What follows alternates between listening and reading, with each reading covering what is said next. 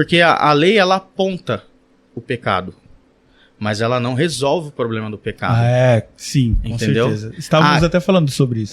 A graça, ela não só aponta juntamente, porque Como ela coopera também junto com a lei, ela não só aponta, mas ela te dá a solução para você vencer o pecado.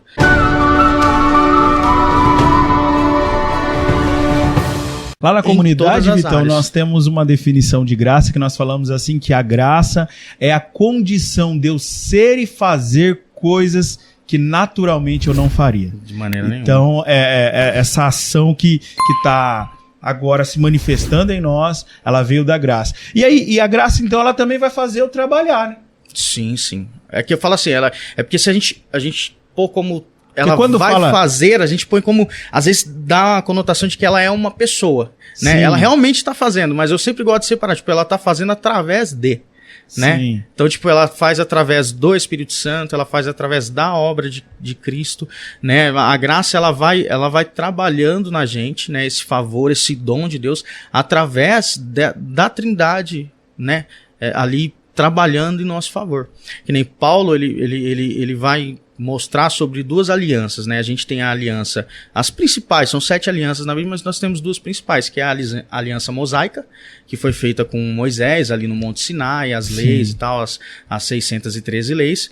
E aí depois a gente tem a nova aliança, que aí é Cristo ali, Cristo, quando ele está na ceia, ele mesmo fala, ó, esse é o meu sangue, que é vertido por vós, que é o sangue da nova aliança. Que é na hora da ceia, né? Exatamente. E aí Paulo, em Romanos capítulo 7, ele vai mostrar essas duas alianças como um casamento, né? E aí aqui a gente vai entrar num campo meio difícil aí, porque as pessoas entendem que, tipo assim, a graça, ela se tornou uma libertinagem, né? Que as pessoas podem pecar à vontade, não tem problema nenhum e tá tudo certo, né? E, na verdade, não é bem assim, né? As pessoas, elas não estudam, não aprofundam o tema para entender realmente o que é e acaba distorcendo e até, vamos dizer assim, rejeitando, né, a graça de Deus. Entendem que a graça, não, simplesmente é um favor merecido para a salvação e deixa de desfrutar tudo aquilo que ela tem para nós. Então, dentro dessas duas alianças, Paulo vai trabalhar em Romanos 7 uma figura de casamento. E aí entra os problemas, porque ele vai falar assim, ó, se você é casado com uma noiva, com uma mulher, você não pode casar com outra. O casamento só poderia ser feito, o homem só poderia casar com outra mulher se a outra morresse. Então aqui ele está falando, ó, você tem que morrer para a velha aliança, para você poder viver para a nova. E aí as pessoas têm uma dificuldade nesse sentido, porque elas entendem na cabeça delas, tipo assim, então, peraí, eu vou ter que deixar de viver a lei para viver a graça? Basicamente é isso que Paulo está querendo dizer, né? Porque a lei, ela aponta o pecado, mas ela não resolve o problema do pecado. Sim, com entendeu? certeza. Estávamos até falando sobre isso. A graça, ela não só aponta juntamente, porque como ela coopera também junto com a lei, ela não só aponta, mas ela te dá a solução para você vencer o pecado, né? Por isso que Paulo vai falar, a carta de Romanos é fantástica nesse sentido, porque inúmeras vezes vai falar, vocês não são mais escravos do pecado, vocês agora são escravos de Deus, e vocês foram libertos da escravidão do pecado. Inúmeras vezes ele vai trabalhar esse texto, e no Romanos 7 ele vai falar sobre essa questão da lei, que a lei aponta o pecado. Ele fala assim, ó, se a lei não falasse não matarás, eu não sabia que ia ser pecado. Se a lei não falasse não adulterarás, eu não saberia o que era adultério. Só que ele, ao mesmo tempo, ele fala, e tudo isso despertou em mim toda sorte de concupiscência. Do quê? De desejo de pecar. Sim. Porque o homem já era pecador. Ele só não tinha consciência. E a lei veio trazer consciência. Aí, entenda, a graça não anula a lei. Ela completa a lei. Sim. Ela completa aquilo que antes estava incompleto. Porque a consciência que a lei trouxe para o ser humano era, pensa comigo, Deus criou Adão e Eva, certo? Aí lá ele deu algumas ordenanças, vamos dizer assim, leis para ele. Ó, você tem que cuidar do jardim, você tem que subjugar, no caso, né, dominar os animais, né, cuidar deles e tal. Você tem que ser fecundo, você tem que se multiplicar na terra e tal. E você não deve comer da árvore do conhecimento do bem e do mal.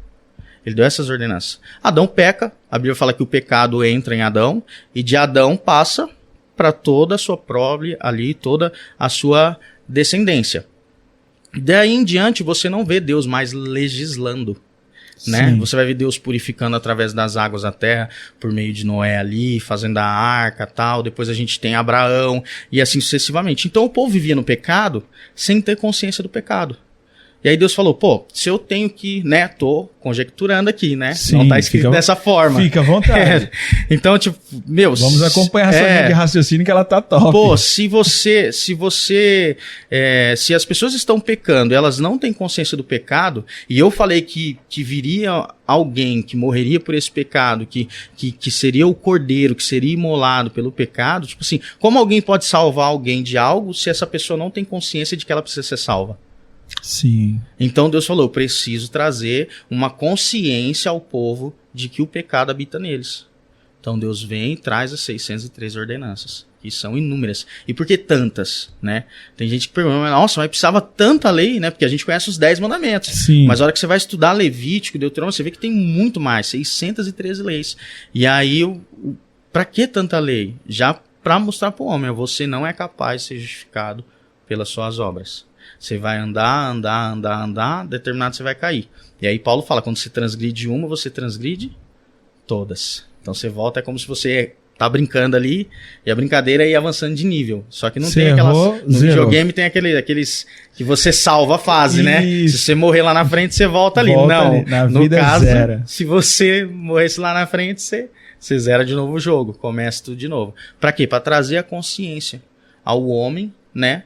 De que ele precisaria de um salvador, ele não conseguiria ser salvo pelas suas obras. Então quando Jesus veio, mesmo falando em parábolas, mesmo trazendo linguagem figurativa, muitos conseguiram entender, né, do que ele estava falando, que ele não estava falando de uma libertação física, sim, mas de uma libertação do pecado.